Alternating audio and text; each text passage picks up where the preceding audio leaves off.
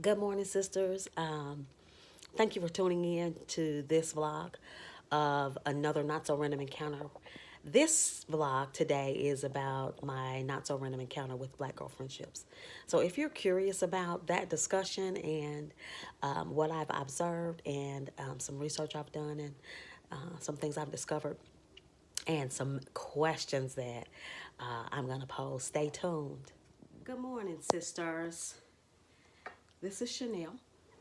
And I am back with another not so random encounter. And you see, I'm here this morning to kind of have this discussion over coffee.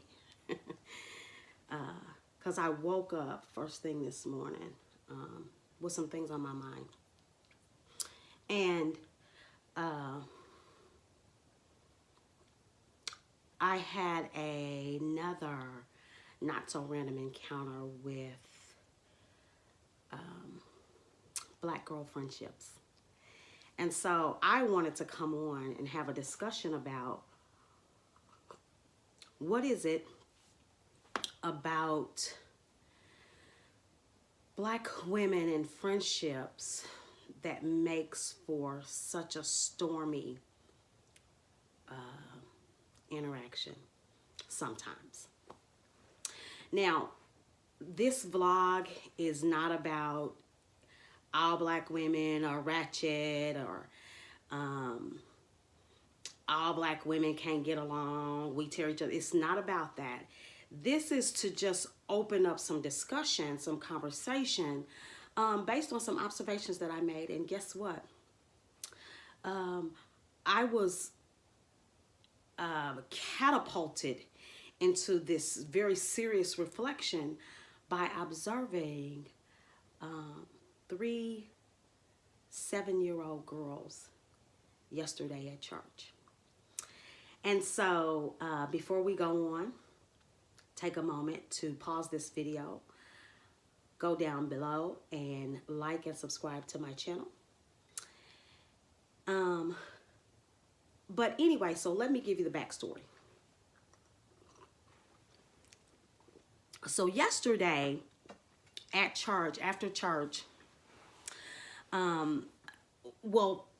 Saturday I had invited a young woman to church who is caring for her niece, and she had her niece and her cousin, and they're both 7-year-old little Black girls, and cute as pie, cute as ever, smart. The world is, they're at that age where the world is fascinating and they have questions, and they ask you about your hair and your nails and why you do this or why you say that. And I just, if anybody that knows me knows that all it takes is some little kids and I'm done. So anyway, I invited her and her 2 little ones to church. So they came to church. We had an amazing worship service. And, I kind of messed up my little, this is Union, if y'all can see him, my aloe vera plant. Anyway, so after service, my church has a cafe, and we went over to the cafe and they ordered some snacks and stuff. And so also my cousin and her daughter belong to my church.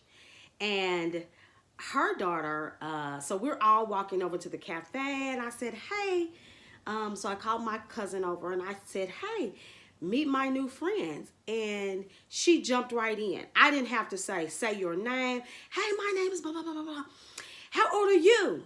And one little girl said, I'm 7. And she's 7 too. So that's my guess. And my cousin said, I'm 7 too. And the excitement that they had from just discovering that they had a very minor similarity said to them, I watched them decide that that was enough for them to make a significant, impactful connection. And in a moment, they had decided Let's be friends.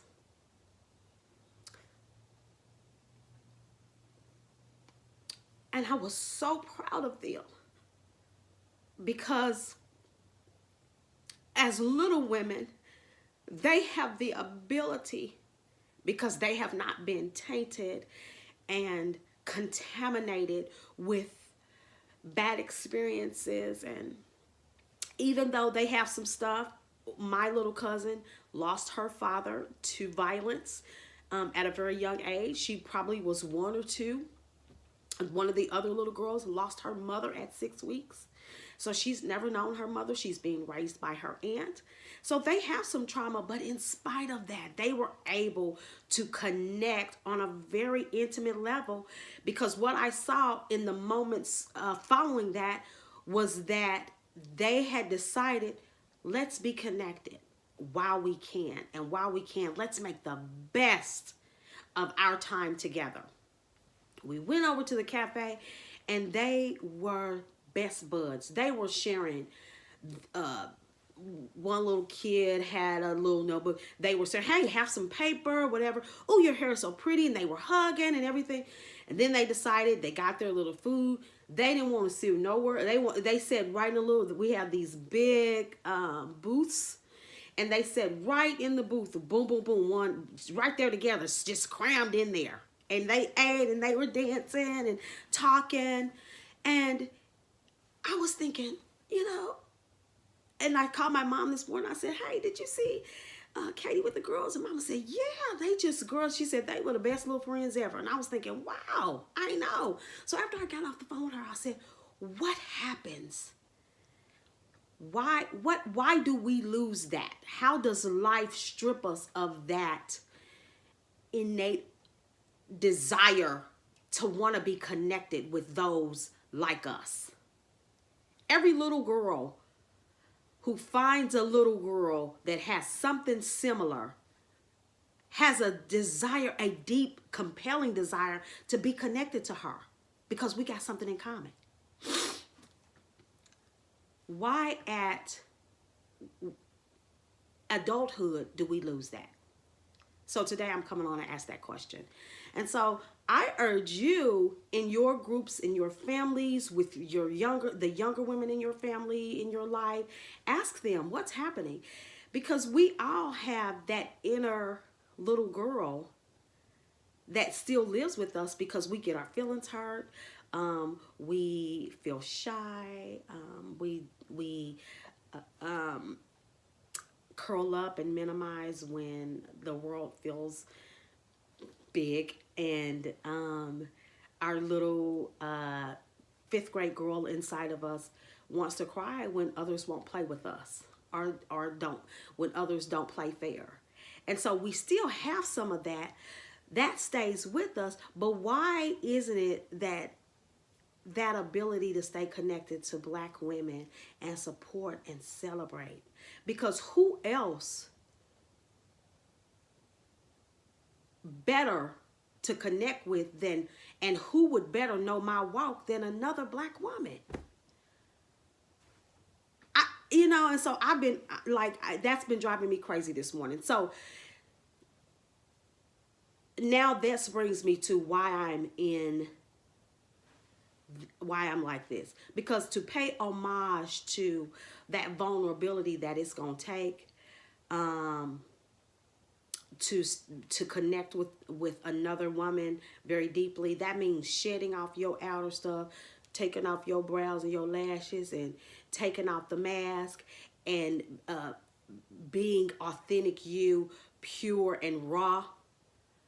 And that's what it's going to take, us not being afraid to be that and to look like that. And so today I wanted to come on with no earrings. I don't have my hair done. I don't have on any makeup. And yes, I have on my mismatched socks. This is me. This is the real me right here, that loves to be at home and play with my plants and drink my coffee out of my little chipped mug. So anyway, so after I thought about all of that, I went on, me being me, everybody that knows me, I went searching for answers to these questions. And I came to a, I don't know if this is a blog. No, this is an online, I think they're called e-zines, an online magazine called the Chicago Defender. And I found this article called The Value of Black Women Friendships. And guess what? Her question is. So she begins, at some point everyone has a choice of the people they want in their life, but what is it about Black women not being able to get along with each other? So another Black woman, and you can go on and find her, it's the Chicago Defender, Marshall Sanders. She's a Defender contributing writer, and she asked the same question. What is it about Black women not being able to get along with each other? And then she follows up with another question. In a society that works so hard to bring Black women down, shouldn't we at least be able to depend on one another for support and encouragement? And so when you think about the hegemony of white male power and privilege, the whole principle behind the power structure of who decides what is truth and what is acceptable, it is the white male. And that in and of itself says tons. And so there are going to be I'm going to have some subsequent conversations surrounding that and the effects of that on the Black male, which in turn affects us. So yeah, I wanted to talk through that. And so what she does, she has some more discussion, but she goes down and she talks about some key points to maintain friendships. And so before I share that, I want to see what you have to say. What do you think? What needs to happen so that we can begin changing this negative culture of Black women and our stormy relationships? What do we need to start doing? And if you don't know how to answer that question, what questions do you have? So, and what do you need? And I think more than anything, more than asking, more than contributing to this conversation about what can be done, I think just as important, what need needs to be fulfilled?